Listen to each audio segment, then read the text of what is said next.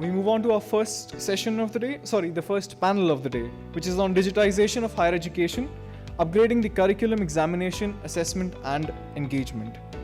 The panelists for this session are Mr. Gnanakan, who is the Chancellor of ACTS Group of Institutions, joined by Mr. Manoj Chawla, the Chief Business Officer at Tribyte Technologies Private Limited, and Dr. S. Singaravelu, who is the Principal at Thiruvalluvar Teachers Education College.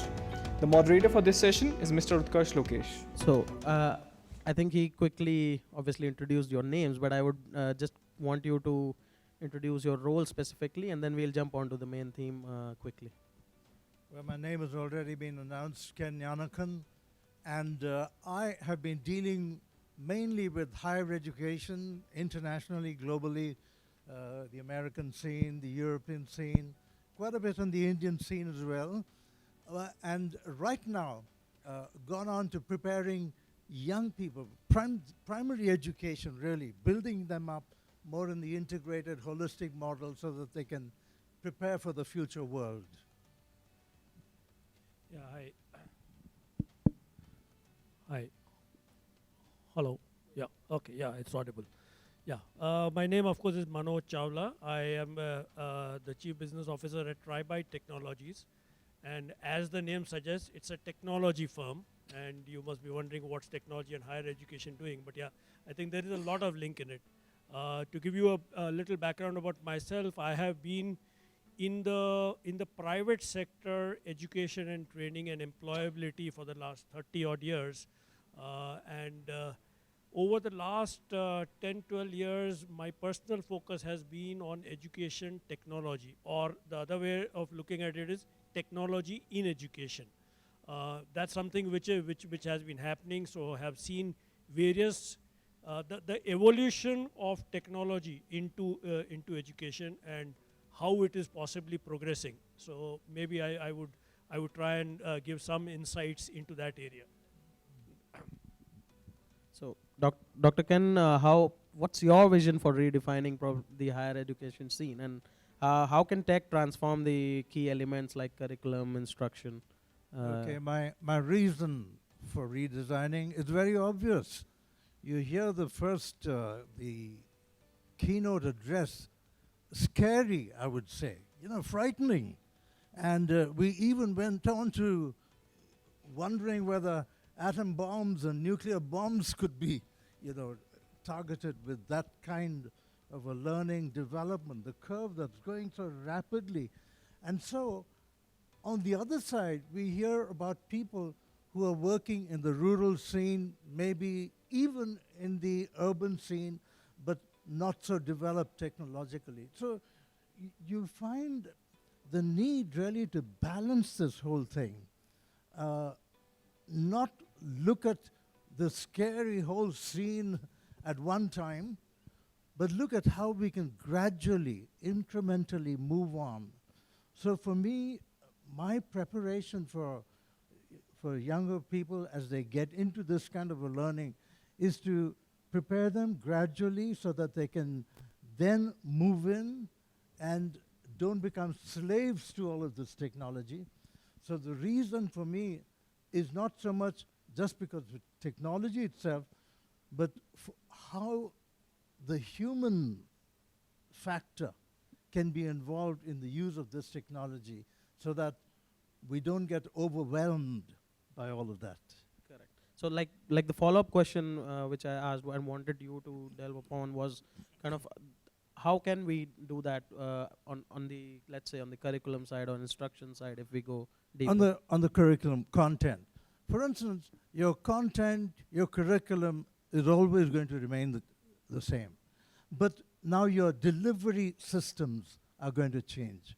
How do you deliver it? If you're talking about online, you can't do the same like we do, stand up and lecture for 50 minutes or an hour.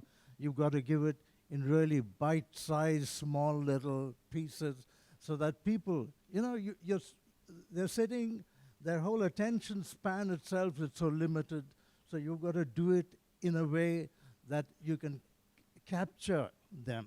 So content, your curriculum will remain the same.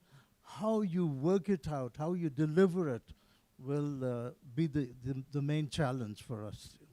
Get it. So Manoj, we all obviously discuss a lot. I think I've discussed probably with you earlier on digitization being the mantra, but obviously there's a balance to it, as Dr. Ken said. But what do you think are the important ingredients to make it successful, even if we consider that as a key option? Okay, I'll actually go a step behind. One is, of course, to answer what is it, what will make it successful. But maybe I think just catching on with what Dr. Ken just spoke of, that the content curriculum may remain the same, or rather will remain the same, but the manner of delivery changes. So I'll actually take up two of them. Okay, one is saying, why is it important to change? And second is, what is it that would really make it, what are the ingredients to success? So to look at the first one of saying, what is the reason why we need to change?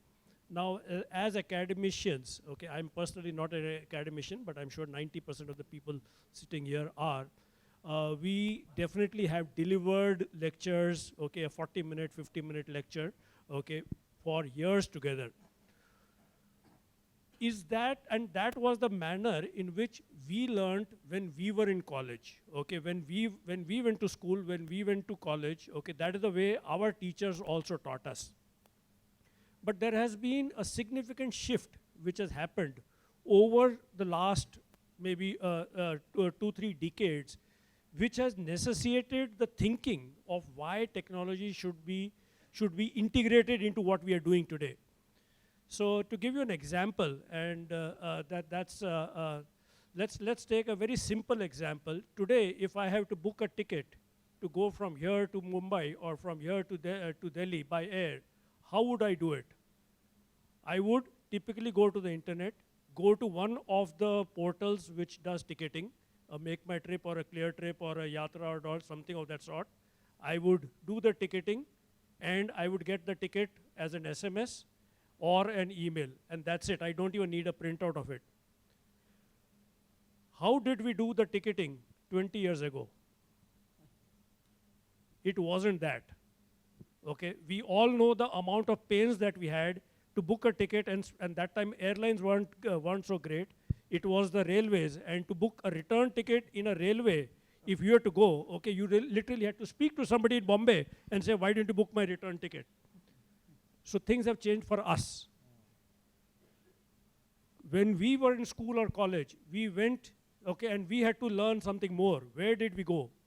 We went to the library, and we looked for the books, and we wanted to go to the best of libraries to get the books, okay, which were rare and, okay, not visible, okay, so you really had to search.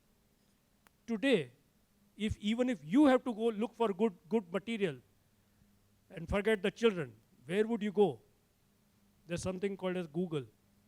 So you would Google and actually get a large amount of information. Yes, books are still treasured, but the students don't do that. So what I call is that the generation has shifted. There has been a shift as significant as what had happened when the Gregorian calendar came into being, okay, where there was something which we say before Common Era, or BC, okay, as it is better known, or Anno Domini, okay, AD. So we are currently in the year 2019 AD, after death, okay, that's another pronunciation which is there. The significant change which has happened now is we are in a life which I call as AG, and the students, okay, who are there are AG, and the people sitting in this room are actually BG. That is, we are the ones who were born before Google was born. The students today are born after Google has been born. Life has changed. Let's accept it. So there's no debate around that. For them, the life is after Google. So should I teach the same way that I used to teach before Google existed? I leave the answer to you. Now looking at what makes it successful and what are the ingredients which are important. So not that just because Google or technology has come into being, we must adopt it. Sure, we should. But then there are some ingredients that are there, which I call as it should go through a PAS, P-A-A-S. okay, not PASS, PAAS. So you really need to look at, is the pedagogy, is it proven? P for proven. Is it proven that it would work? Second, and I heard you as well as another question which came up earlier of the rural people. Is it affordable? Okay, can we afford it? So that's the A. So it has to be proven, it has to be affordable. Third, and a very important part, especially in a culture like India, it should be acceptable. As a system, it should be acceptable socially as well as politically. Because politics plays a lot of role in implementation at large scale. At small scale, it's okay. But when you have to really make a real social change, it has to be acceptable socially as well as politically. And last and most important, it has to be scalable. And scalable happens with technology. So it has to be proven, it has to be acceptable, it has to be affordable, and it should be scalable. If we get these components into our into the manner in which we deliver the content remaining the same, like he said, okay, or maybe upgraded content with new knowledge, okay. But if I get these ingredients, we have a big probability of getting the message to the students right and still being more effective. Sorry, that's a long answer, but I must give No, I think a good context of the whole thing.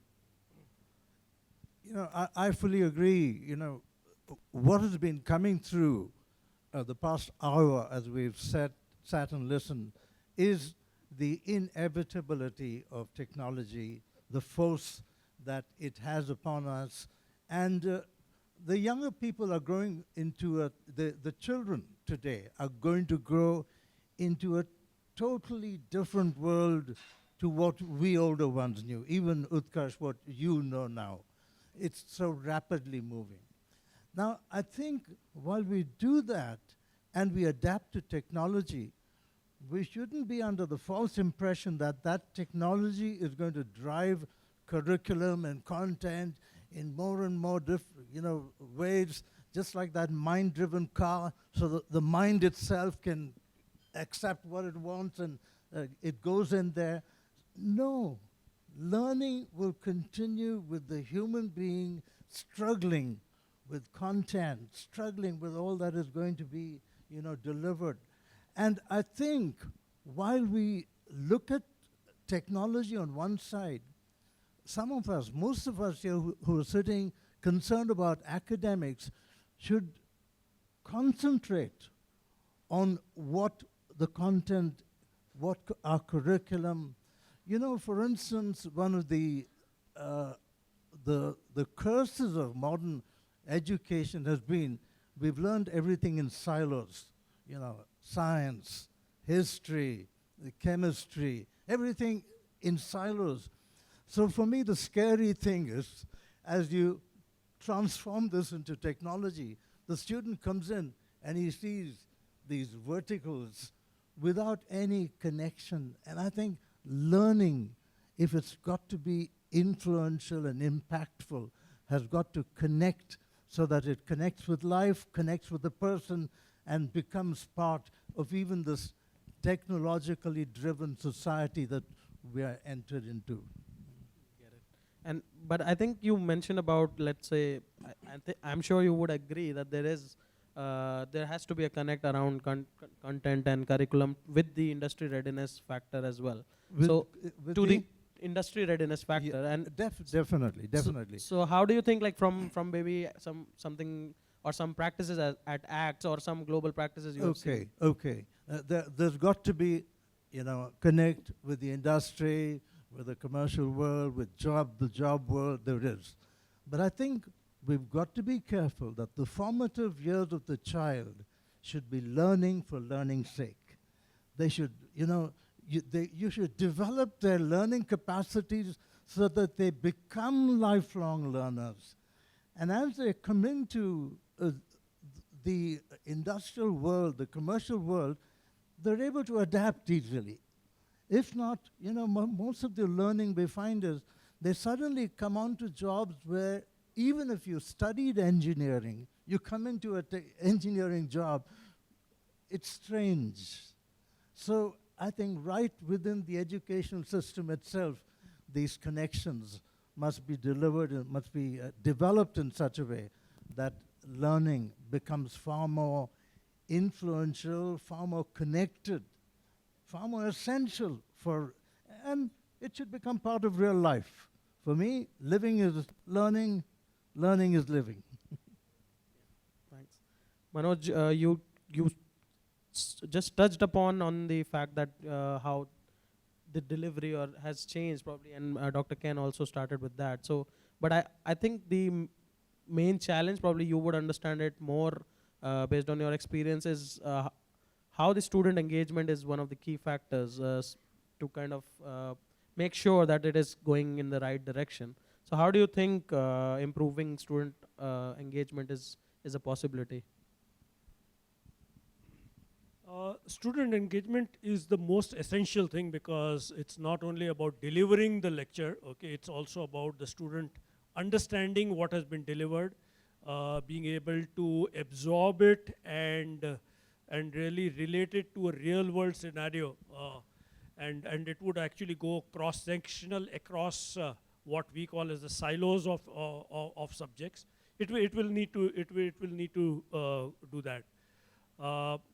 Engagement, okay, what makes it engaging? Okay, how does this particular discussion that we are having right now become engaging?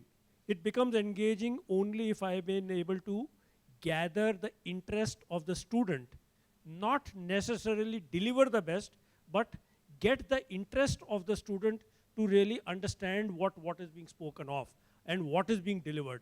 And to make that happen, one really needs to understand what is the goal of the student. So I'm now, okay, switching it off, okay, and actually flipping the coin and saying, as a person who is teaching, can I understand what is the goal of the student?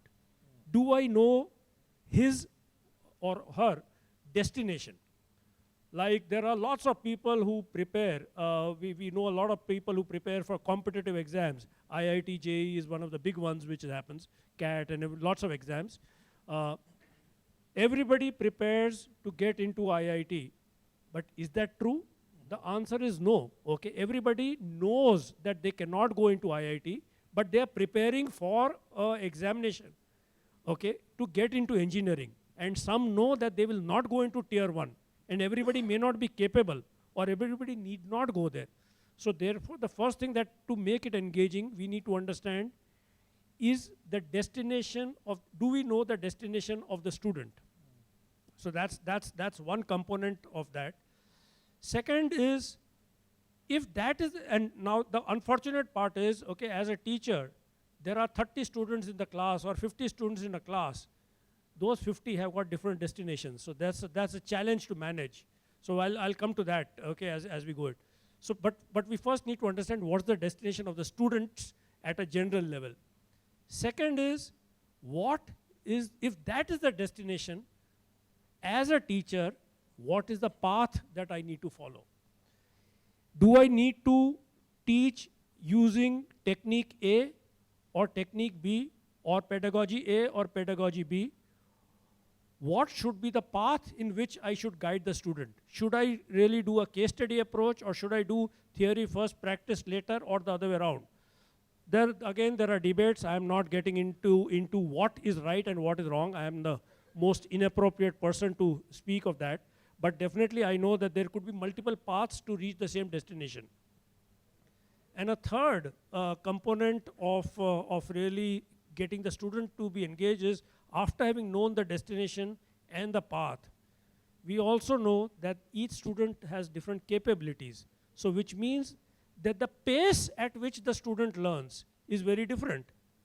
Because there are some students who are extremely fast learners, and some need a lot of repetition, and you have to go on, and you have to contextualize it. There are theories of learning, okay? So therefore, the pace of learning is also different.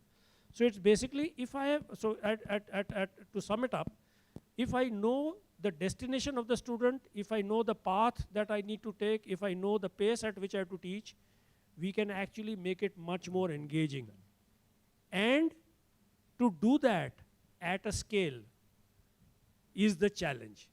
And that is where the scale, okay, is what I spoke in the earlier section, is making it scalable, is how do I really make what is in today's parlance called as adaptive learning happen. Can I adapt as a teacher? Can I adapt my teaching to the 30 students in a manner that I understand the destination, the path and pace of each of the students?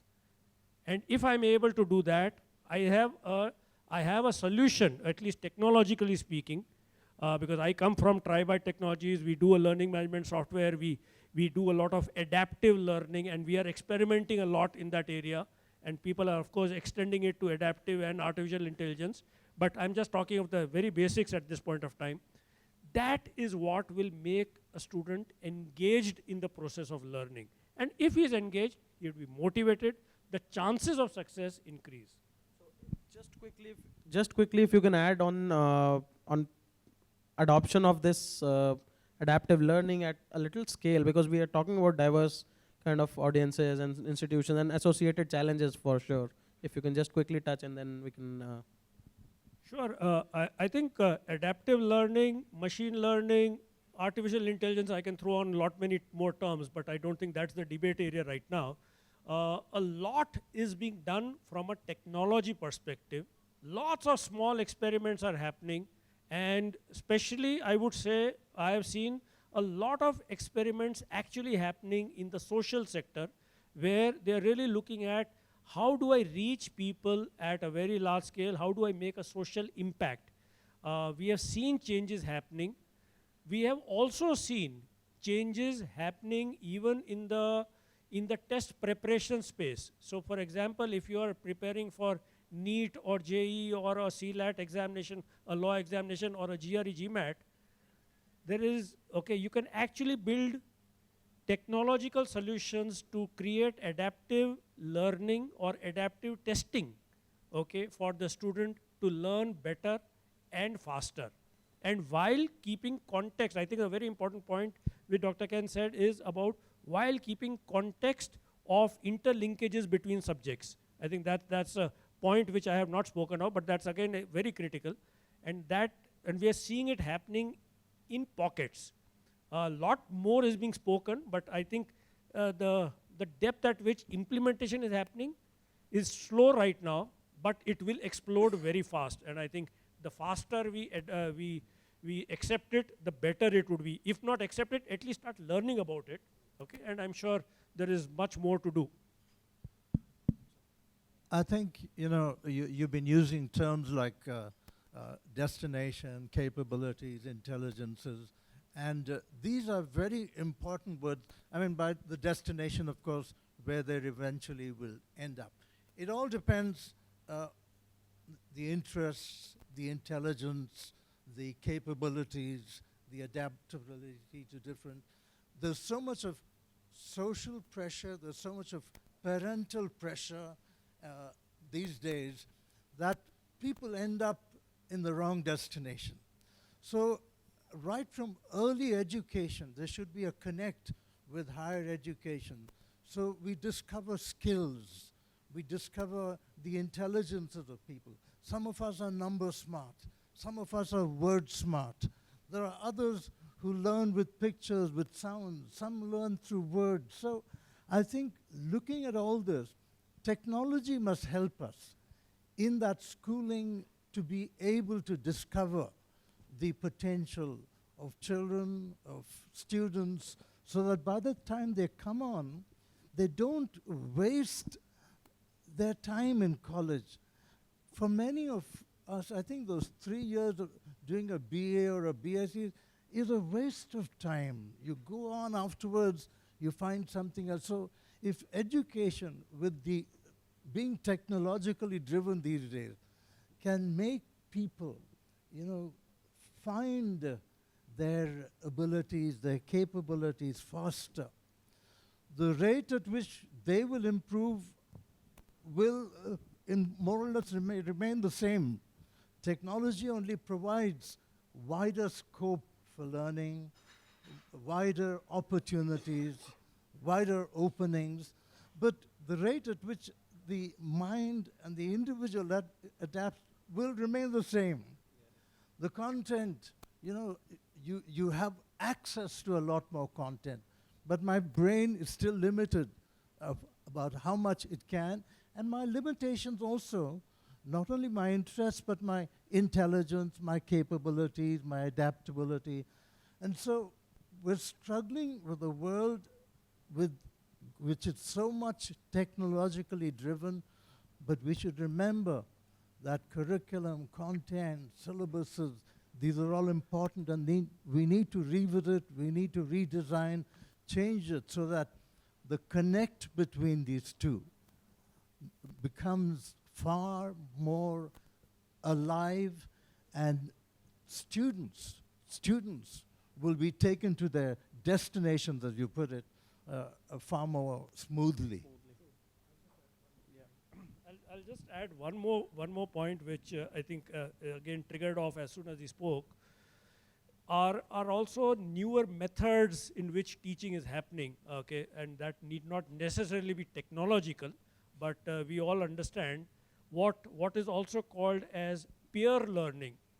So, and I'm sure, okay, some of you are already experimenting or implementing in some cases, where students learn actually much better, okay, when they're doing group learning, when they're learning from each other, when they're doing group activities. In fact, we have recently at Tribyte, we have recently implemented a solution with one of the higher education institutes, which wanted students to first do self-assessment. They want peer students to do assessments of their peers, of course, while remaining masked so that they don't understand the identity of who they are assessing. And thereafter, the marks actually go to the professor, who actually gets already moderated marks, and the professor really gives real insights into the learning.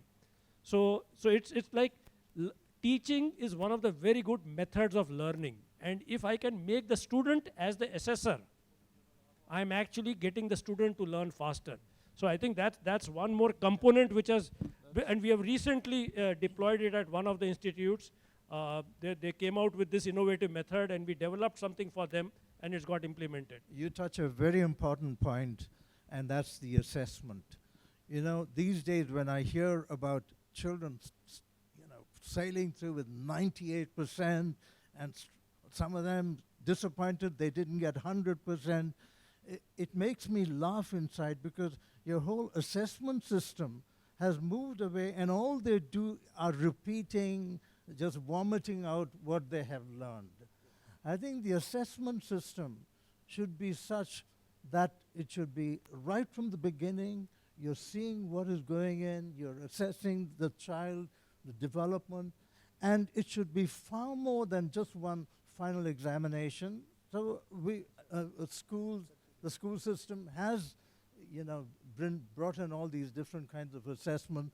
But for me, with technology, since we're talking so much about technology today, with technology, even that assessment system should be developed in such a way so that the continuous assessment can be something that will really help us discover who that student is, what they're capable of doing, where they're going to be succeeding most.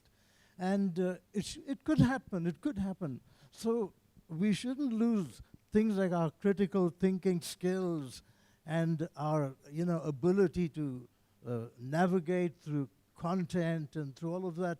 It should still be there, but we should use the technology to enhance some of the opportunities for learning, and it's going to be possible. I think I know a few tools that are making it happen, and they are starting early from school. So it's definitely happening, and it's just that we need to educate. Probably, as Manoj said, we need to educate about it more so that the available solutions are in place.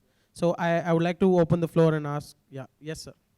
Sir, with due respect to both of you on stage, have you ever sat in a rural government college or a rural area to assess all these apps or all the technology, how it's happening. Please share with your experience. Secondly, I'm from Department of Collegiate Education. We got here some two principals from not just rural, deep rural colleges also. We can help it out in future if you want to do any assessment like that. So thank you, sir. Sure. I have personally been across many places, across various roles that I played that is there, including rural areas.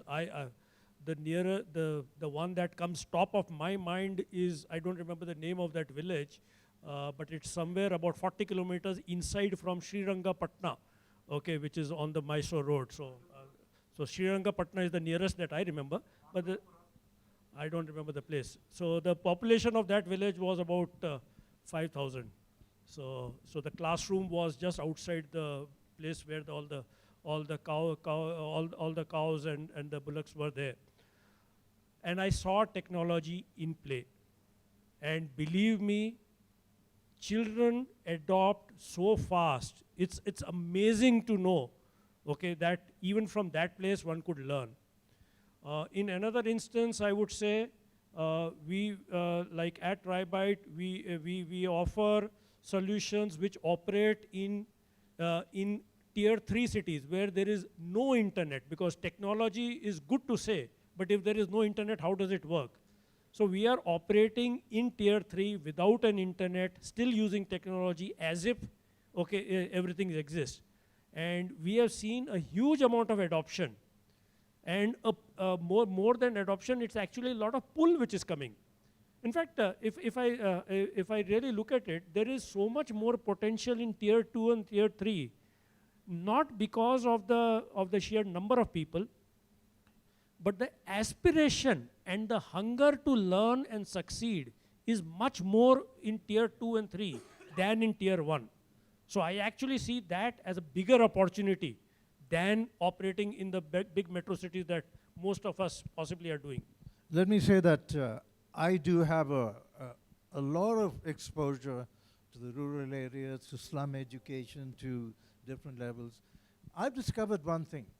There is no such thing as a rural student, as a slum student, as a big city student. There are only good students, bad students, better students. And I think it all depends on the teacher's adaptability to use the same, it's the same content going around all over. But the teachers, we need far more teacher education to help teachers adapt and use that content so that they can develop. Every rural student, their desire is to grow out of it and move into a city. From the slum, from that poor locality, they want to move to the better city. It is education that will navigate them through that. So good students, bad students, better students. Sir. Yes, hello. Sir, as you said, the continuous assessment should go on. That is very easily possible for formal education at school level, college level, and wherever the degrees are awarded after the academic year. Whereas in the case of competitive examinations or entry level for IIT, IIMs, and IAS, and even for so many other recruitments, this continuous assessment is not possible. Then we have to conduct examinations alone. Yeah, I get your point. I get your point. That is why these competitive exams should not be looked at in isolation. I think they're put up high up there on a pillar in isolation. It has to be, your term destination was good, so in other words, there's a road. And that connectivity should be there. Therefore, for me, I have discovered once you develop a good student who's able to adapt and look at the connections, once they come to a competitive exam, they're able to take it in a far more, mature way. So the problem is they're in isolation. They're all here, they're high up, and education and what we learn is somewhere down. And suddenly, there should be a gradual connection which will build people up. And you will find them, faring much better in those examinations. And the examination would become far more useful.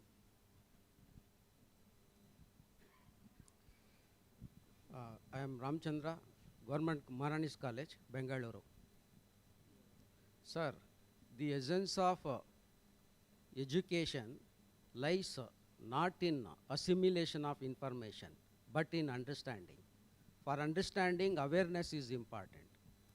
In so far as technology is concerned, in case of Nalanda and Takshashila University, these type of technologies were not there.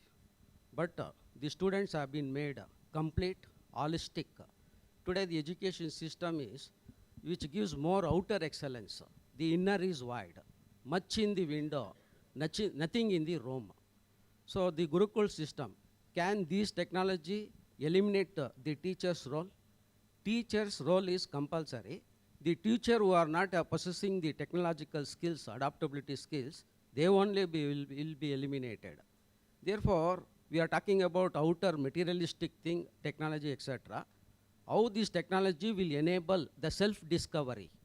The education system today is bereft of human values and spiritual insights. Therefore, what is your answer, panelist? What you asked is the fundamental question about education itself. There's so much of facts and knowledge around in the world today. It's taking those facts and understanding them and making them applicable, contextual to your life, which is the role of education. Therefore, education, as you've said, has got to be holistic, interconnected. The older Gurukul system have been abandoned because we thought the Western system that came to us was fashionable, was going to change. But the Western system itself now is discovering that they're far too linear. And they're isolated, all silos, isolated from one another. This holistic form of education that you talk about builds understanding. That's the word you used. It's education is not just the assimilation of facts, assimilation of even knowledge, but that knowledge has got to turn into understanding. And that is where, all of the struggles with education is just pumping in knowledge, developing skills, but that developing of understanding is not come. And that is what we used to be in our older systems. We have abandoned it, getting into the competitive drives and forgetting even basic human ethics and community, spirit. So all of these are being lost because we get caught up in moving in one direction. So one last question, please. Yeah. So I've seen a trend of hyper-personalization that's coming into education. And like you mentioned about testing regularly, there's artificial intelligence that's being used to test competencies on a regular basis. And that kind of predicts learning plans for students as well. So that's the extreme form of it's hyper-personalization. But do you think that is something that can be adopted in India considering the volume of students that we have? In fact, I would say India is the best test case, because for any artificial intelligence algorithm to give better results, you need more data. So we are fortunate that we are in a country with a high population, so this is one of the advantages that India has, though of course I don't think, that's a great advantage. But AI works only when you have got massive data. And as of right now, we are experimenting. I don't think in education, AI has taken over anywhere in the real sense. It's very small experiments which are happening, and there are successes and there are failures as well. But in fact, in India or in China, it will work very well. If you really look at, you gave an example of India and test prep. There is, and maybe offline I'll share with you an article about how a test preparation company in China is rapidly adopting artificial intelligence for their annual examination. Like we have IIT JEE, they have equivalent of 12th standard where the entire country sits through that. Have a read of that article, and I think your entire mindset would change. Thank you. So thank you so much, panelists, and thank you for being a wonderful audience. Thank you.